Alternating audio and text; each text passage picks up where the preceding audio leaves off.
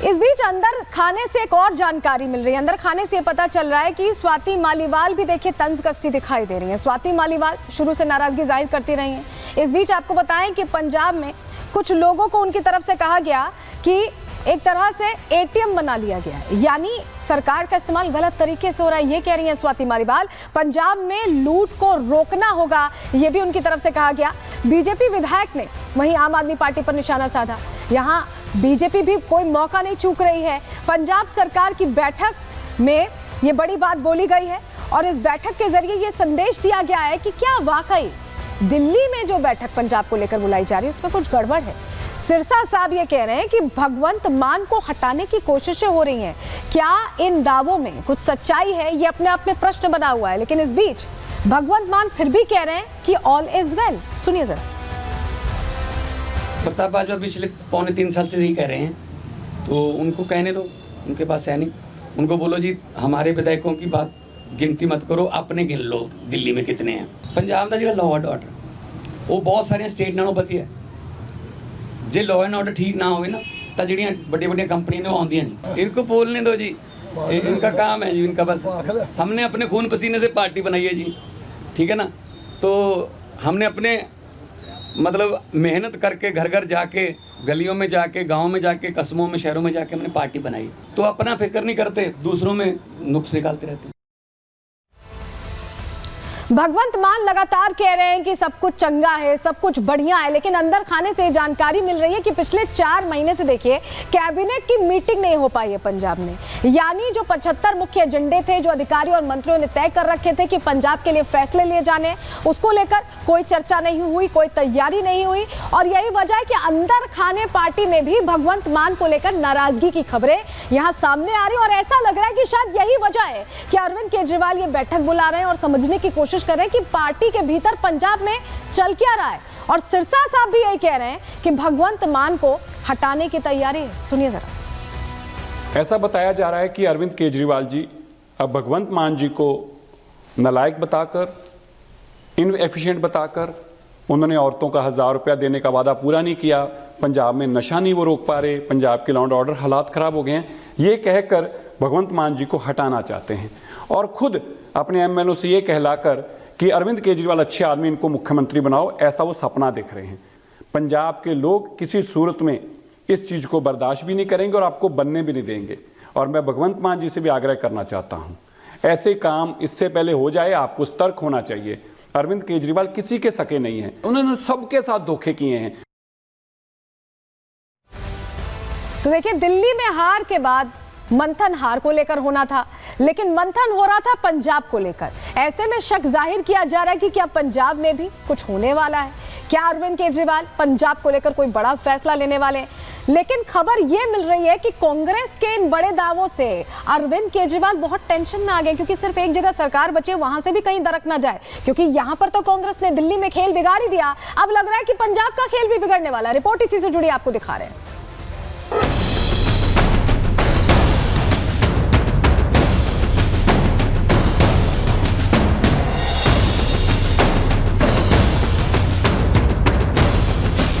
चलती रहती है, वो ऐसी कोई बात नहीं है। स्ट्रैटेजी क्या होगी हमारी, उसके रिगार्डिंग ये मीटिंग जो है हमने रखी है। बैठक वो हमारे सुप्रीमो से पूरी लीडरशिप की होती रहती है, रूटीन प्रोसेस है। जनता इस समय आपदा पार्टी की सरकार से दुखी है। दिल्ली विधानसभा चुनाव में आम आदमी पार्टी को मिली करारी हार के बाद पार्टी के राष्ट्रीय संयोजक अरविंद केजरीवाल ने पंजाब के विधायकों और मंत्रियों को दिल्ली तलब कर लिया। बंद कमरे में केजरीवाल की अध्यक्षता में बैठक हुई।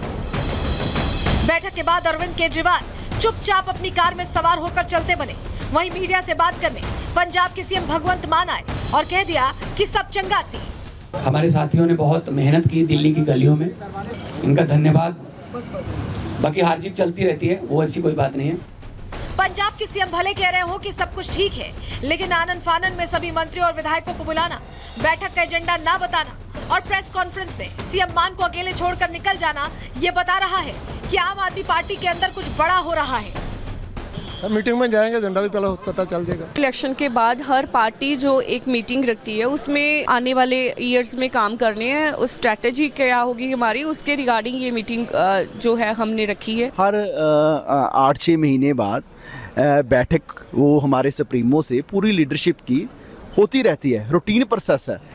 बैठक में शामिल होने पहुंचे विधायकों की बातों से साफ पता चल रहा है कि सभी को दिल्ली तो बुला लिया गया, लेकिन बैठक का एजेंडा नहीं बताया गया।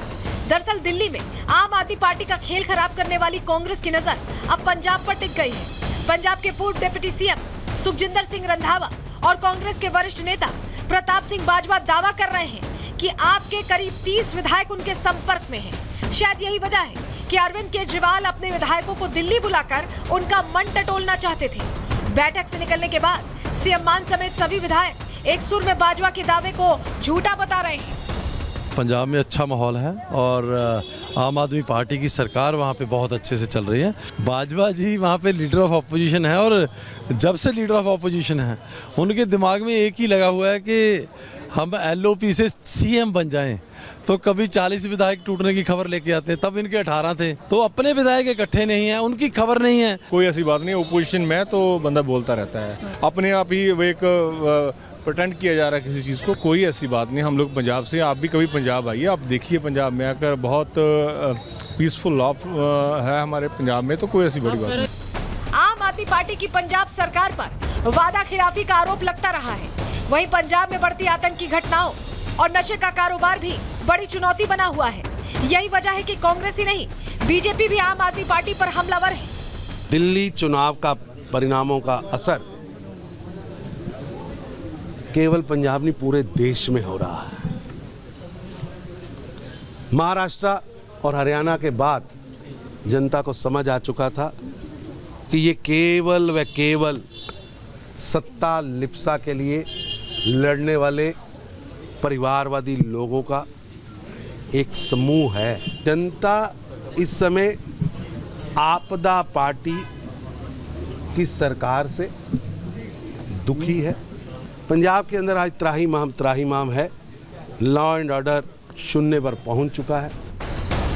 दिल्ली हार के बाद जहां आपके नेता दावा कर रहे हैं कि पार्टी में सब कुछ ठीक है, वहीं कांग्रेस और बीजेपी के सियासी हमले पंजाब सरकार की मुश्किलें बढ़ा रहे हैं।